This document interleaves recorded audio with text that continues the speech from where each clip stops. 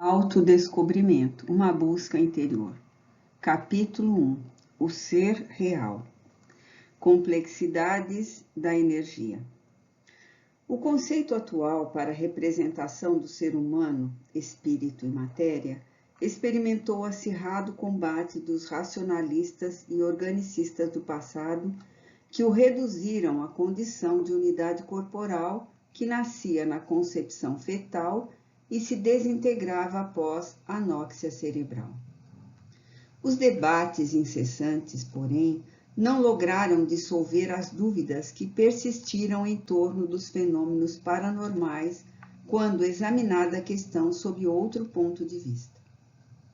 Viagens astrais, desdobramentos, sonhos premonitórios, recordações de experiências passadas, materializações e desmaterializações, ectoplasmias, permanecem sob suspeição por falta de explicações lógicas dos investigadores apegados a este ou aquele conceito sobre o ser inteligente. Com a proposta do homem trino, espírito, perispírito e matéria, a controvérsia encontrou um campo fértil para equações favoráveis à sua existência antes, durante e depois do corpo físico. Com muita propriedade, Albert Einstein definiu o homem como um conjunto de partículas regido pela consciência. Essa consciência condutora, certamente a ele pré-existente e sobrevivente, é o Si eterno, o espírito imortal, realizando inúmeras experiências da evolução, trabalhando em cada uma delas os valores que lhe jazem interiormente. Deus em nós. Consequentemente, o indivíduo humano é um agrupamento de energias em diferentes níveis de vibrações. Essa energia inteligente, na sua expressão original, como espírito, passa por condensação de moléculas, assim constituindo o corpo intermediário, perispírito, que se encarrega de concentrar e congelar as partículas que se manifestam como corpo somático. Na gênese da energia pensante, permanecem íncitos os instintos primários decorrentes das remotas experiências que se exteriorizam quando na área da razão, como impulsos, tendências, fixações automatistas e perturbadoras, necessitando de canalização disciplinadora, de modo a torná-los sentimentos que o raciocínio conduzirá sem danos nem perturbação. Muitas vezes, o ser em crescimento interior sofre os efeitos das energias abundantes de que é objeto e faz um quadro de congestão responsável por vários distúrbios de comportamento, como de natureza orgânica, transformando-os em campos enfermiços que poderiam ser evitados. Noutras circunstâncias, as energias não eliminadas corretamente e mantidas sob pressão expressam-se como inibição, igualmente geratriz de outras patologias desassossegadoras. As doenças, portanto, resultam do uso inadequado das energias da inconsciência do ser em relação à vida e à sua finalidade. À medida que evolui, descobre as possibilidades imensas que tem ao alcance através da vontade bem direcionada, tornando-se capaz de libertar-se da congestão ou da inibição. O despertar do Si enseja a compreensão da necessidade de transmudar as energias, encaminhando-as de uma para outra área e utilizando-as de uma forma profícua, único recurso para o gozo da saúde. De certo modo, elas decorrem dos imperativos da lei de causa e efeito, que inscreve nos seres o que lhes faz necessário para a evolução, através dos camartelos do sofrimento ou mediante os impulsos santificados do amor. A transformação moral nesse cometimento é fator preponderante para converter um instinto primitivo em força produtora de novas energias, em vez de fomentar os distúrbios da congestão e da inibição.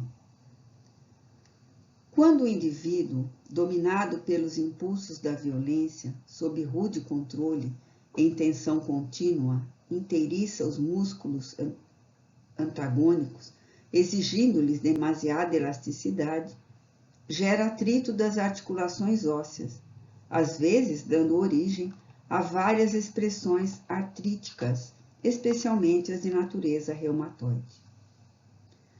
Conduzir bem essa força é um recurso preventivo para doenças degenerativas, portanto, evitáveis. Por outro lado, os núcleos vitais, chakras, abaixo do diafragma, que não têm as energias transmutadas para a região superior a fim de serem sublimadas, especialmente na zona sacral, produzem doenças do aparelho urinário e genésico, com agravantes no que diz respeito aos relacionamentos sexuais. Não se deve perder no organismo. Todas as energias poderão ser canalizadas sob o comando da mente desperta, o eu superior, para sua responsabilidade, criatividade e expressão divina, que demonstram sua origem. O eu consciente, mediante exercício constante, deve comunicar-se com todas as células que lhe constituem invólucro material, à semelhança do que faz quando lhe atende alguma parte ou órgão que necessita de tratamento. Considere-se um corte que dilacere um membro. Pode ser deixado de lado para autorrefazer-se ao receber curativo imediato para a reparação dos tecidos e capilares. Da mesma forma, a consciência, o si, deve atender à energia nas suas diferentes manifestações, rarefeita ou condensada, interferindo com amor e dando-lhe ordens equilibradas para a sua sublimação. A doença resulta do choque entre a mente e o comportamento, o psíquico e o físico, que interagem somatizando as interferências. Diante de ocorrências viciosas, de acidentes morais e emocionais, cumpre-se lhes faça um exame circunstanciado, passando-se a conversação com o departamento afetado, despertando-lhe as potências e libertando-as para o preenchimento das finalidades da vida, a que todas as coisas estão submetidas e se destinam. Conversar terna e bondosamente com as imperfeições morais, alterando-lhes o curso, buscar penetrar no intrincado meandro dos conjuntos celulares e envolvê-los em vibrações de amor, estimular os órgãos com deficiência de funcionamento ou perturbação enfermiça a que voltem à normalidade, são métodos de comando da energia espiritual do eu superior, interferindo nas complexidades da formação mantenedora do perispírito e da matéria, alterando-lhes para melhor a movimentação. No sentido inverso, a conduta desregrada, os pensamentos violentos, as forças descompensadas do instinto, produzindo congestão e inibição das energias, dão curso aos atestados de violência, de depressão, de obsessão compulsiva, de degeneração dos tecidos e órgãos que lhe sofrem a corrente contínua deletéria. A conscientização do ser leva-o a um conhecimento profundo das possibilidades criativas e realizadoras que trabalham pelo seu e pelo bem da sociedade onde se encontra. O tropismo da divina luz atrai a criatura que às vezes se esconde nas sombras da inconsciência, ignorância de si, permanecendo nas faixas inferiores da evolução. No entanto, a força do progresso é lei da vida, e assim, pelo desgaste que produz sofrimento, surge o despertar. Então, a atração poderosa da plenitude arrasta o ser humano na direção da sua destinação fatal, a perfeição. Procrastinar é o fenômeno da conscientização. Tem limite na sua complexidade. A energia, que é vida, constitui-se do psiquismo divino. E hoje, ou mais tarde, libertar-se das injunções grosseiras que a limitam momentaneamente, sutilizando-se em ondas de amor que se esprairão no oceano do amor de Deus. Interação espírito-matéria. O ser humano é um conjunto harmônico de energias constituído de espírito e matéria, mente e perispírito, emoção e corpo físico, que interagem em fluxo contínuo uns sobre os outros.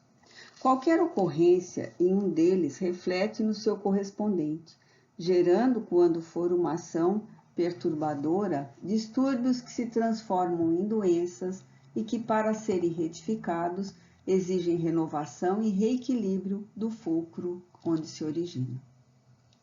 Desse modo, são muitos os efeitos perniciosos no corpo, causados pelos pensamentos em desalinho, pelas emoções desgovernadas, pela mente pessimista e inquieta na aparelhagem celular. Determinadas emoções fortes, medo, cólera, agressividade, ciúme, provocam uma alta descarga de adrenalina na corrente sanguínea, graças a glândulas suprarrenais.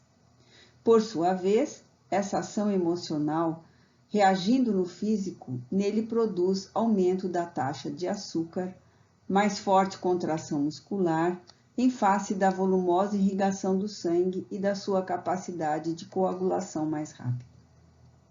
A repetição do fenômeno provoca várias doenças como a diabetes, a artrite, a hipertensão. Assim, cada enfermidade física traz um componente psíquico, emocional ou espiritual correspondente. Em razão da desarmonia entre o espírito e a matéria, a mente e o perispírito, a emoção, os sentimentos e o corpo, desajustam-se os núcleos de energia, facultando os processos orgânicos degenerativos provocados por vírus e bactérias que neles se instalam. Conscientizar-se dessa realidade é despertar para valores ocultos que, não interpretados, continuam produzindo desequilíbrio e somatizando doenças, como mecanismos degenerativos na organização somática. Por outro lado, os impulsos primitivos do corpo, não disciplinados, provocam estados ansiosos ou depressivos, sensação de inutilidade, receios ou inquietações que se expressam clinicamente e que em longo prazo se transformam em neuroses, psicoses, perturbações mentais. A harmonia entre o espírito e a matéria deve viger a favor do equilíbrio do ser, que desperta para as atribuições e finalidades elevadas da vida, dando o rumo correto e edificante à sua reencarnação. As enfermidades, sob outro aspecto, podem ser consideradas como processos de purificação, especialmente aquelas de grande porte, as que se alongam quase que indefinidamente, tornando-se mecanismos de sublimação das energias grosseiras que constituem o ser nas suas fases iniciais da evolução. É imprescindível um constante renascer do indivíduo, pelo renovar de sua consciência, aprofundando-se no autodescobrimento, a fim de mais seguramente identificar-se com a realidade e absorvê-la. Esse autodescobrimento faculta uma tranquila avaliação do que ele é e de como está, oferecendo os meios para torná-lo melhor, alcançando assim o destino que o aguarda. De imediato, apresenta-se a necessidade de levar em conta a escala de valores existenciais, a fim de discernir quais aqueles que merecem primazia e os que são secundários, de modo a aplicar o tempo com sabedoria e conseguir resultados favoráveis na construção do futuro. Essa seleção de objetivos dilui a ilusão, miragem perturbadora elaborada pelo ego, e estimula o emergir do si, que rompe as camadas do inconsciente, ignorância da sua existência, para assumir o comando das suas aspirações. Podemos dizer que o ser, a partir desse momento, passa a criar-se a si mesmo de forma lúdica, desde que, por automatismo, ele o faz através de mecanismos atávicos da lei de evolução. A ação do pensamento sobre o corpo é poderosa, ademais se considerando que este último é o resultado daquele através das tecelagens intrincadas e delicadas do perispírito, seu modelador biológico, que o elabora mediante a ação do ser espiritual na reencarnação. Assim sendo, as forças vivas da mente estão sempre construindo, recompondo, perturbando ou bombardeando os campos organogênicos responsáveis pela geratriz dos caracteres físicos e psicológicos, bem como sobre os núcleos celulares de onde procedem os órgãos e a preservação das formas. Quanto mais consciente o ser, mais saudáveis os seus equipamentos para o desempenho das relevantes tarefas que lhe estão reservadas. Há exceções, no entanto, que decorrem de livre opção pessoal, com finalidades específicas para a paisagem da sua evolução.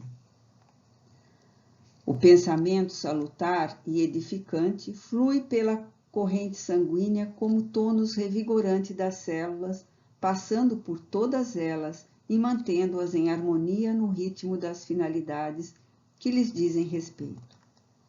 O oposto também ocorre, realizando o mesmo percurso, perturbando o equilíbrio e a sua destinação. Quando a mente elabora conflitos, ressentimentos, ódios que se prolongam, os dardos reagentes disparados desatrelam as células do seu automatismo, as quais degeneram, dando origem a tumores de vários tipos, especialmente cancerígenos, em razão da carga mortífera de energia que as agride. Outras vezes, os anseios insatisfeitos dos sentimentos convergem como forças destruidoras para chamar a atenção nas pessoas que preferem inspirar compaixão, esfacelando a organização celular e a respectiva mitose, facultando o surgimento de focos infecciosos resistentes a toda terapêutica, por permanecer o centro desencadeador do processo vibrando negativamente contra a saúde. Vinganças disfarçadas voltam-se contra o organismo físico e mental daquele que as acalenta, produzindo úlceras cruéis e distonias emocionais perniciosas que empurram o ser para os estados desoladores, nos quais se refugia inconscientemente satisfeito, embora os protestos externos de perseguir sem êxito o bem-estar, o equilíbrio. O intercâmbio de correntes vibratórias, mente, corpo, perispírito, emoções, pensamentos, matéria, é ininterrupto, atendendo aos imperativos da vontade que os direciona conforme seus conflitos ou aspirações. Ideias não digeridas ressurgem em processos enfermiços como mecanismos autopurificadores. Angústias cultivadas ressumam como distonias nervosas, enxaquecas, desfalecimentos, camuflando a necessidade de valorização e fuga do interesse do perdão. Dispepsias, indigestões, hepatites originam-se no aconchego do ódio, da inveja, da competição malsã, geradora de ansiedade, do medo por efeito dos mórbidos conteúdos que agridem o sistema digestivo, alterando-lhe o funcionamento. O desamor pessoal, os complexos de inferioridade, as mágoas sustentadas pela autopiedade, as contrariedades que resultam dos temperamentos fortes, são fontes de constante atritos com o organismo, resultando em cânceres de mama, da próstata, taquicardias, disfunções coronarianas, cardíacas, infartos brutais. Impetuosidade, violência, queixas sistemáticas, desejos insaciáveis respondem por derrames cerebrais, estados neuróticos, psicoses de perseguição. O homem é o que acalenta no íntimo. Sua vida mental se expressa na organização emocional e física, dando surgimento aos estados de equilíbrio como de desarmonia pelos quais se movimenta. A conscientização da responsabilidade imprime-lhe destino feliz, pelo fato de poder compreender a transitoriedade do percurso carnal, com os olhos fitos na imortalidade de onde procede, em que se encontra e para o qual ruma. Ninguém jamais sai da vida. Adequando-se à saúde e à harmonia, o pensamento, a mente, o corpo, o perispírito, a matéria e as emoções receberão as cargas vibratórias benfazejas, favorecendo-se com a disposição para os empreendimentos idealistas, libertários e grandiosos que podem ser conseguidos na Terra, graças às dádivas da reencarnação.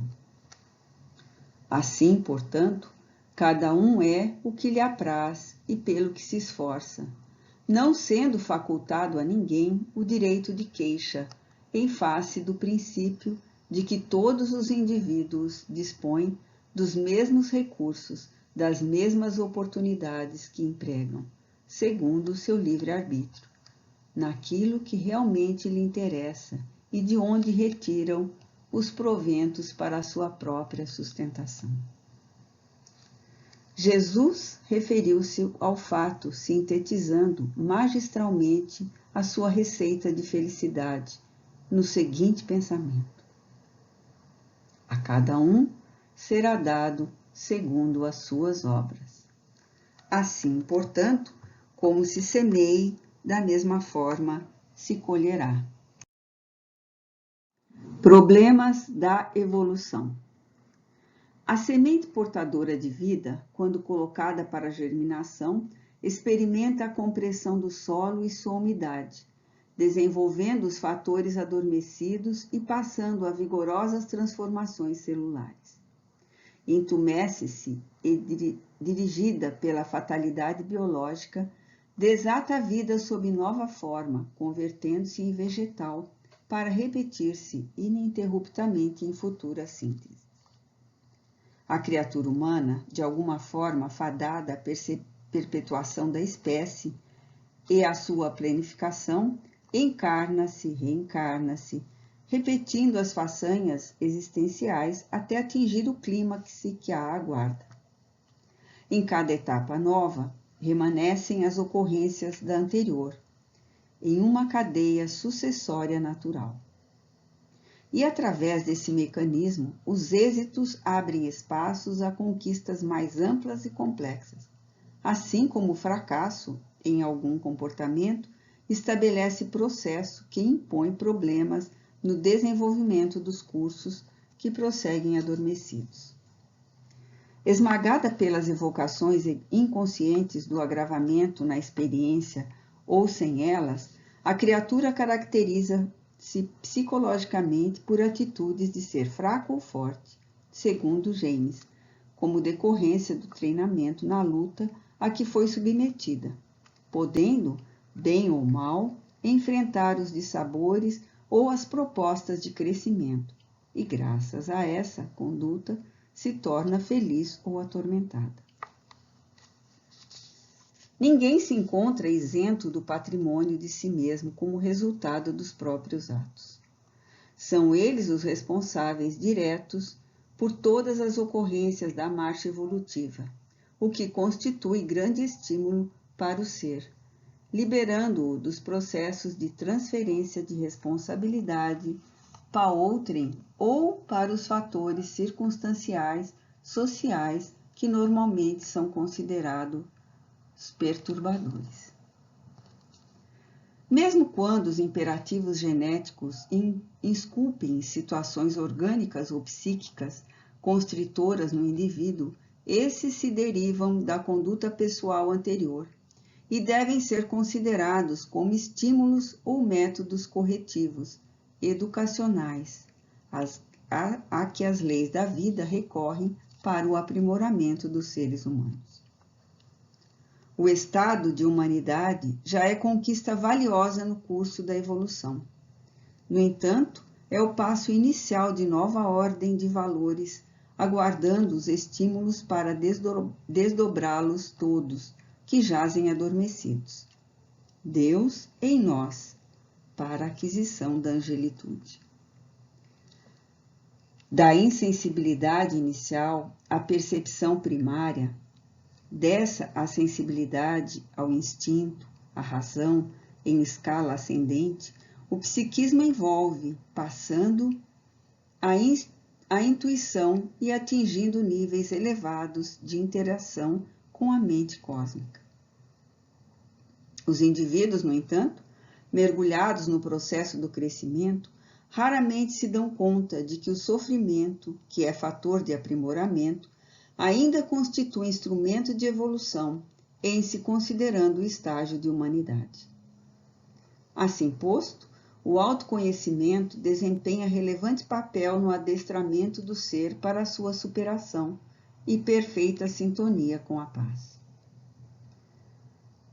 Nesse desiderato são investidos os mais expressivos recursos psicológicos e morais, de modo a serem alcançadas as metas que se sucedem, patamar a patamar, até alcançarem o nível de libertação interior.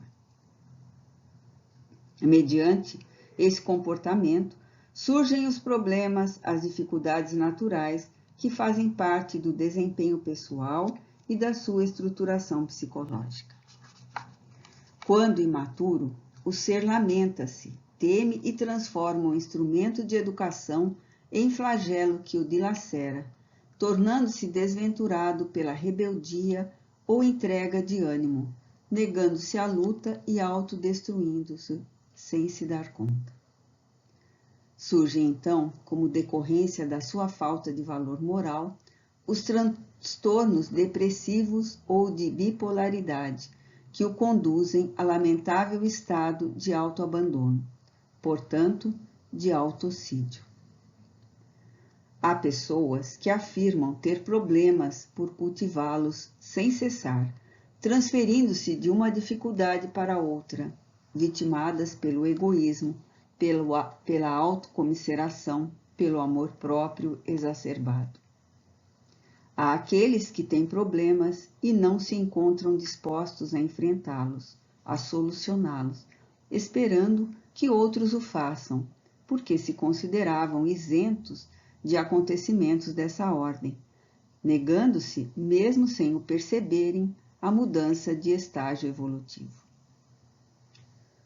Outros, aqui vivem sob problemas, preservando-os mediante transferências psicológicas continuadas, assim adiando as soluções no tempo e no lugar, ignorando-os e ignorando-se. Esses cultivadores da ilusão fantasiam-se de felizes até os graves momentos, quando irrompem as cobranças da vida, orgânicas, sociais, econômicas, emocionais, encontrando-os entorpecidos e distante da realidade. Na maioria das vezes, porém, as pessoas são os problemas que não solucionam nos pequenos desafios, mas os transformam em impedimentos, assim deixando-se consumir por desequilíbrios íntimos, nos quais se realizam psicologicamente. É lícito e natural que cada pessoa se considere humana, isto é, com direito aos erros e aos acertos, não incólume, não especial. Quando erra, repara, quando acerta, cresce. A evolução ocorre através de vários e repetidos mecanismos de erro e acerto, desde os primeiros passos até a firmeza de decisão e de marcha. Reflexão e diálogo, honestidade para consigo mesmo e para com o seu próximo, esforço constante para a identificação dos limites e ampliação deles constituem terapias e métodos para transformar os problemas em soluções, as dificuldades em experiências vitoriosas, crescendo sem cessar. O ser psicológico amadurecido ama e confia, fitando o alvo e avançando para ele, sem ter nem ser problema na própria trajetória.